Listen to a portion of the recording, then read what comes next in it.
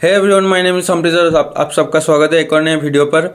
देखो, majority of the हम 3 matches के बारे में बात करेंगे आज।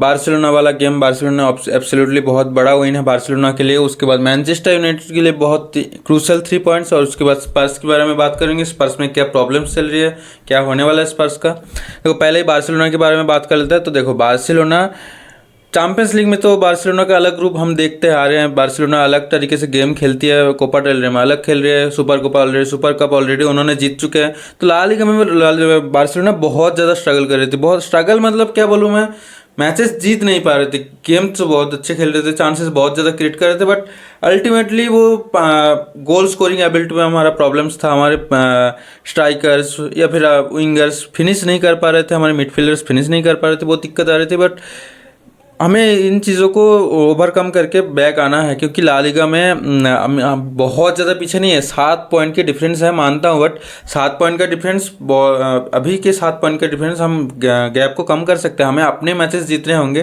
देखो, रियल मैड्रिड या फिर एथलेटिको मैड्रिड बोलो, कोई ना, हर एक टीम पॉइंट्स ड्रॉप करती है। बस हमें क्या करना है, हमें कॉन्सिस्टेंट रहना है, हमें अपने मैचेस जीतने हैं।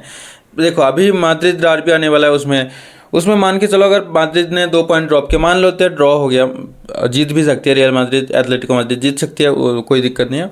मान के चलते एक मैच ड्रॉ हो गया, उधर 2 पॉइंट की कटौती हो जाएगी, फिर 5 पॉइंट का लीड रहेगा हमारे पास। एल क्लासिको ऑलरेडी बचा हुआ है, हम वो मैच जीतेंगे तो और गैप ऑलरेडी कम हो सकते हैं। तो हमें क्या करना है, हमें अपना मैचेस जीतने हैं। तो ला लीगा तो अभी भी अलाइव है। कल की मैच की बात करेंगे तो स्पेशली देखो, कल के मैच ना, एक होता है वन साइडेड गेम, एक होता है 5-0 7-0 ऐसे गेम्स होते हैं ना।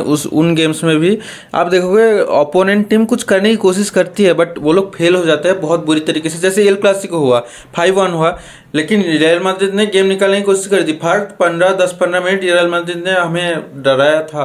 किलियन एम्बापे ने गोल स्कोर किया था बाय द वे। बट ये जो गेम हुआ है सादे, इसमें वैलेंसिया 1% भी गेम में नहीं था, 1 मिनट के लिए भी नहीं था। आपने पहले 3 मिनट पे गोल खा गया, मतलब हमने गोल मारते चले गए, और उनका कॉन्फिडेंस, उनकी जो डिफेंस, मैंने देखा पहला गोल और दूसरा गोल जो फ्रैंकी डियोंग और फेरन टोरेस ने मारा, उसके बाद वैलेंसिया का डिफेंस खुल गया था पूरा। उनकी मेंटेलिटी डाउन हो चुकी थी, वो लोग एरर्स पे एरर्स और ज़्यादा बढ़ गए थे उनके लिए। कल मामार्दाशविली का भी गेम बहुत ज़्यादा खराब था। वो एक तो मतलब क्या बोलूँ, एवरेज गोलकीपर नहीं है, वो बहुत अच्छा गोलकीपर है। लिवरपूल के लिए वो खेलने वाला है पिछले अगले सीजन, तो उनके ऊपर वो तो बहुत बड़ा गोलकीपर है। उसने भी कल मिस्टेक्स किया, 1-2 मिस्टेक्स किया उसने। तो मतलब बार्सिलोना ने 2-3 गोल मारने के बाद उनके प्लेयर्स की मेंटेलिटी पूरा ख़त्म हो चुका था, और गेम को हमने किल भी कर दिया। फर्स्ट हाफ में ही गेम किल कर दिया। मतलब जो लोग हेड वॉच कर रहे थे, दूसरे क्लब की फैंस, उनको तो भाई अच्छी नींद आ गई कल, क्योंकि 45 मिनट्स में गेम खत्म हो गया, आपको सो जाओगे और क्या दिक्कत है। कल देखो, मैं प्लेयर बाय प्लेयर की बात करूँगा। देखो, फेरन टोरेस और ओल्मो ने 2 मैच से स्टार्ट किया, लेवांडोस्की के अलावा नंबर 9 पे, फॉल्स 9 पे, और दोनों चीज़ें वर्क करी है। ये नहीं कह रहा हूँ कि लेवांडोस्की को हम बेंच करेंगे, मेरा कहने का ये मतलब है कुछ कुछ मैचेस में ला लीगा, जैसे ये मैच, जैसे कुछ मैचेस बाद आएंगे, कुछ लो ब्लॉक्स टीम्स हमको मिलेंगे, उन मैचेस में अगर लेवांडोस्की काम नहीं करता, अगर बाई चांस हम उन्हें स्टार्ट देते हैं और काम नहीं करता, तो 45 मिनट्स के बाद हम इनको as a number 9, as a false 9 डाल सकते हैं, और ये बखूबी वर्क करेगा। मैं बता रहा हूँ, वर्क करते दिख रहा है। क्योंकि देखो, Lewandowski as a number 9 slow है, वो एक प्रॉपर नंबर 9 है। वो ड्रॉप करता है, बॉल होल्ड अप प्ले करता है, फिर आगे जाता है, पोजिशन पे आता है, गोल मारता है। लेकिन ये जो फॉल्स 9 वाला सिस्टम है, ये लोग होल्ड अप प्ले नहीं करते, ये लोग ड्रॉप करते हैं बिल्डअप में, ऑब्वियसली सबको दिखता है। बट इनकी रन्स वगैरह, ये जो पेसी है ना, इनके जो पेस है, इनकी जो पासिंग एबिलिटी है, ये थोड़ा बेहतर है, एज ए प्रॉपर नंबर 9 से बेहतर है। तो वो चीज़ बहुत ज़्यादा काम आता है हमारे प्लेयर्स के लिए, मतलब दूसरे विंगर्स, रफीनिया, लामिन जमाल के लिए। तो वो जो मतलब लेवा की जगह इनके खेलने से थोड़ा सिस्टम में चेंज आता है, और ओपोनेंट टीम को आप चकमा दे सकते हो। तो ये सिस्टम तो काम आएगा फ्यूचर में, इसीलिए बोल रहा हूँ, क्योंकि आप लेवांडोस्की को बेंच नहीं करोगे फ्यूचर में, बट एक ऑप्शन है हमारे पास कि हम यूज कर सकते हैं फ्यूचर में। अभी अगर इस मैच की रिव्यू के बारे में बहुत ज़्यादा कुछ बात करने के, प्लेयर बाय प्लेयर क्या बात करोगे। कसाडो बहुत ज़्यादा कंसिस्टेंट है उसके बारे में बाद में। अगर कुछ प्लेयर्स इंप्रूव हुआ है इस मैच में तो उनके बारे में बात करूंगा मैं। एरिक गार्सिया डिफेंसिवली बहुत ज़्यादा सॉलिड थी, उसकी आईक्यू, डिफेंसिव आईक्यू वगैरह बात करूंगा तो बहुत सॉलिड था इस मैच में। फ्रैंकी डियोंग के ऊपर बहुत ज़्यादा क्रिटिसिज्म बन रही थी, बट फ्रैंकी डियोंग ने लास्ट 2-3 मैचेस में मैं बोलूँगा बहुत फाइन खेलेंगे, बहुत फाइन खेला है। और मैं चाहता भी हूँ फ्रैंकी डियोंग रुके, मैं फ्रैंकी डियोंग का बहुत बड़ा फैन हूँ, मैं चाहता हूँ वो रुके। देखो उसके रुकने के लिए 2 चीज़ें इमिनेंट है, उसका गेम प्ले में सुधार चाहिए और जो कि धीरे धीरे वो कर रहा है। एक लॉन्ग इंजरी था, वो धीरे धीरे वापस आ रहा है फॉर्म में। उसके बाद कॉन्ट्रैक्ट रिन्यू साइन करना पड़ेगा उसको, अदरवाइज वो रुक नहीं सकता बार्सिलोना में, उसको जाना पड़ेगा। वो कॉन्ट्रैक्ट रिन्यू साइन कर लेता फिर रुक सकता है। और बात करूँगा फेरन टोरेस। देखो फेरन टोरेस पिछले मतलब 10-12 गेम पहले, वो डॉर्टमुंड वाला गेम से भी पहले हम उसको मतलब हम चाह रहे थे एज ए बारसा फैंस, बहुत सारे फैंस चाह रहे थे फेरन टोरेस को हम अगर 30-40 मिलियन में बेच सकते हैं तो एक अच्छा प्लेयर, एक अच्छा बैकअप खरीद सकते हैं लेवेंडोव्स्की का। बट अभी फेरन टोरेस एक अच्छा बैकअप है लेवेंडोव्स्की के लिए, वो एक अच्छा, मैं बोलूँ बहुत अच्छा बैकअप है वो। उसको जब भी मौका मिलता है ना, वो मैं कहूँगा फेरन टोरेस ने कल 2-3 चांसेस बहुत ज़्यादा मिस किए, बहुत 1v1 चांसेस थे। अगर फेरन टोरेस वो चांसेस बरी कर देता तो 8-9 गोल हो सकते थे। मैं 7 गोल हमने मारे हैं, बट स्टिल हम ये बोल सकते हैं कि हमने बहुत सारे चांसेस मिस किए। मतलब सोचो हमने कितने चांसेस बना रहे हैं हर एक मैच में, ये बहुत ज़्यादा इंपॉर्टेंट हो जाते हैं। लिवरपूल देखो, लिवरपूल डेफिनेटली अभी बेस्ट टीम है, मैं बोलूँगा बार्सिलोना से बेहतर खेले, क्योंकि उनके टीम में ना एक कॉन्सिस्टेंट है, वो लोग चांसेस बनाते हैं, चांसेस क्रिएट करते हैं, चांसेस बरी भी करते हैं, मैचेस जीत रहे हैं उन लोग। बार्सिलोना की तरह पॉइंट्स ड्रॉप नहीं कर रहे अपने लीग में एटलीस्ट। स्टिल बार्सिलोना चांसेस बहुत ज़्यादा बनाती है, वो बार्सिलोना चांसेस ले नहीं पा रहे थे ला लीगा में। बट फेरन टोरेस की मैं भी कल बात करूंगा तो फेरन टोरेस ने चांसेस मिस किया, बट फेरन टोरेस दिखता है, वो मूवमेंट्स उसकी दिखता है कि वो हेल्प करता है, बिल्डअप में भी हेल्प करता है, अपने पार्टनर्स को भी हेल्प करता है, खुद का गेम भी उसका इम्प्रूव हुआ है। तो फेरन टोरेस के पे हम काउंट कर सकते हैं नेक्स्ट सीजन भी, अभी देखेंगे उसका फॉर्म कैसे चलता है। अभी अगर बात करोगे तो मैड्रिड डर्बी आ रहा है और उसके बाद रियल मैड्रिड का और रायो वैलेकानो का मैच है। रायो वैलेकानो ने रियल मैड्रिड को अगले लास्ट मैच में बहुत गंदी तरीके से हराया था बाय द वे, तो इन मैचेस में हमें नज़र रखना पड़ेगा। एज ए बारसा फैन अगर वो matches real Madrid point drop करते तो हमारे लिए बहुत बेहतर है, बाकी हमें बस अपना मैचेस जीतने हैं। इसके बाद बात करते हैं, देखो इसके बाद बात करते हैं यूनाइटेड वाला गेम के लिए। यूनाइटेड वाला गेम मैं बोलूँगा पहला 70-80 मिनट इतना घटिया था ना, क्या बोलूँ मैं।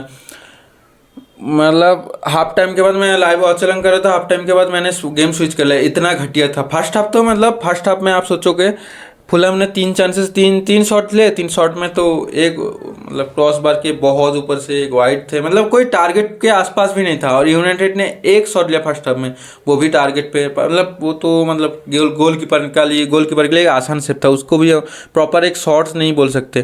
तो फर्स्ट हाफ इतना घटिया था, मतलब मैं क्या बोलूँगा, ऐसा लग रहा था जैसे ला लीगा में किसी दो लो ब्लॉक टीम्स के अगेंस्ट मैचेस चल रहे हैं और वो दोनों में से कोई गोल नहीं मारना चाहता, बस बॉल मूव करना चाहते हैं, सेम ऐसे ही चल रहा था। बट सेकेंड हाफ में लीचा ने एक बहुत बेहतरीन गोल मारा, लिजांड्रो मार्टिनेज ने।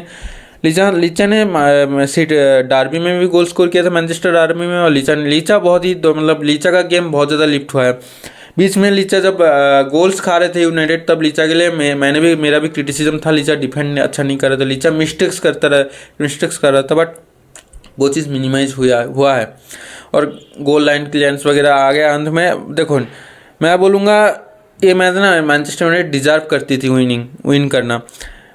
फुलहम को मैं मैच से पहले मैं फुलहम के लिए एक्सपेक्ट कर रहा था कि फुलहम शायद मैच जीतना चाहिए। फुलहम मतलब जिस तरीके से उनका फॉर्म है, जिस तरीके से यूनाइटेड का फॉर्म है, बट मैनचेस्टर यूनाइटेड ने गेम बढ़िया खेला। फुलहम ने ऐसा नहीं कि चांसेस नहीं क्रिएट किया, 1-2 गोल लाइन क्लियरेंस लास्ट में बोलोगे, उसके अलावा ना फुलहम ने बहुत ज़्यादा कुछ क्रिएट नहीं किया। फुलहम का जिस तरीके से फॉर्म जा रहा है, तो फुलहम मैं बोलूँगा मैनचेस्टर यूनाइटेड टोटल डिजर्व करता है और बहुत ही क्रूशल पॉइंट है। जबकि आप देखोगे स्पर्स जैसी टीम आपकी बिग 6 में स्पर्स यूनाइटेड कितना स्ट्रगल करे, यूनाइटेड ने 3 पॉइंट्स ऑल तो कलेक्ट कर लिया और 12th पोजीशन पे है अभी यूनाइटेड। अब बात करेंगे स्पर्स की। भाई स्पर्स में इतना प्रॉब्लम चल रहा है, स्पर्स अभी लिटरली रेलीगेशन जोन पे है, 15th पोजीशन पे है स्पर्स।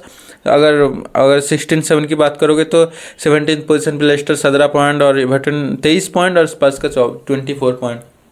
देखो स्पर्स का मैं मानता हूँ, स्पर्स का ना 12-13 प्लेयर साथ में इंजर्ड है, उनके टॉप प्लेयर्स। भिकारियो कितना बढ़िया गोलकीपर है उनकी, मतलब मैं बोलूँगा अभी अगर बार्सिलोना में भिकारियो आ जाएगा तो भिकारियो स्टार्ट करेगा, मैं इतना बता रहा हूँ। वो ऐसा गोलकीपर आपके लिए इंजर्ड पड़ा है बहुत 2-3 महीना, बहुत महीने हो गए ना, मैं फॉलो नहीं करता, मुझे पता नहीं कितना एग्जैक्ट टाइम के लिए। Van de Ven, one of the best defender Premier League में, वो बाहर है, लगभग 2-3 महीने हो गए। रोमेरो बहुत लंबा इंजरी के बाद वापस आया था, एक गेम खेला, फिर से इंजर्ड हो गया। रोमेरो फिर से 3 महीने, शायद से फरवरी में वापस आएंगे ये दोनों ही प्लेयर्स। तो देखो, मैं स्पर्स के लिए बहुत ज़्यादा दिक्कत है। बात मैडिसन फिट नहीं रहता, 2-4 मैचेस खेलता है फिर इंजर्ड हो जाता है। फिर रिचर्लिसन बहुत टाइम बाद रिचर्लिसन वापस आया, कल गोल भी मारा रिचर्लिसन ने। तो देखो, इंजरी प्रॉब्लम्स तो है, बट मतलब कोई सेंस नहीं बनता कि आप 15 पोजीशन पे बैठे रहो, ठीक है। मैं देखो, एक एज ए फैन, मैं न्यूट्रल फैन की बात करूंगा। स्पर्स का गेम मैं जब भी देखता हूँ मुझे इंटरेस्टिंग लगता है, क्योंकि स्पर्स का जो प्ले स्टाइल है ना, एंज पोस्टेकोग्लू का जो प्ले स्टाइल है बहुत ज़्यादा इंटरेस्टिंग है, बहुत ही आई कैचिंग है, बट वो काम नहीं कर रहा है ना आपके लिए इस वक्त पे। तो आपको चेंजेस की ज़रूरत है, या फिर पोस्ट एंज को थोड़ा टैक्टिक्स में चेंजेस करने पड़ेंगे, थोड़ा डिफेंस। आप नॉनसेंस डिफेंस करो। आपको एक पॉइंट्स आपके लिए अभी इंपॉर्टेंट है। आप रिलेगेशन जोन पे हो, तो आपके लिए मतलब डिफेंस सॉलिड करो। क्या ज़रूरत है आपकी फ्री फ्लुएंट गेम खेलने की? अब ये चीज़ें थोड़ा समझना पड़ेगा, या फिर कोचेस को सैक करना पड़ेगा। और स्पर्स के लिए कोई चारा नहीं बचा ना। स्पर्स के फैंस ने बैनर वगैरह लाया था, 24 ईयर्स में उन्होंने 18 या 16 कोचेस सैक किया और एक ट्रॉफी जीता। ये बहुत ही मतलब स्पर्स को हम एज ए बिग सिक्स मानते हैं। बिग सिक्स क्लब्स में आता है स्पर्स, और एक ट्रॉफी आपके 24 साल में बहुत ही पैथेटिक है। ये चीज़ें चेंज करनी पड़ेगी। बाकी इस वीडियो के लिए इतना ही, और मैं पेड्री के ऊपर एक डेडिकेटेड वीडियो के ऊपर काम कर रहा हूँ। वो वीडियो अपलोड करेंगे कल या फिर परसों। चैंपियंस लीग की गेम्स है, वो भी ध्यान में रखना है।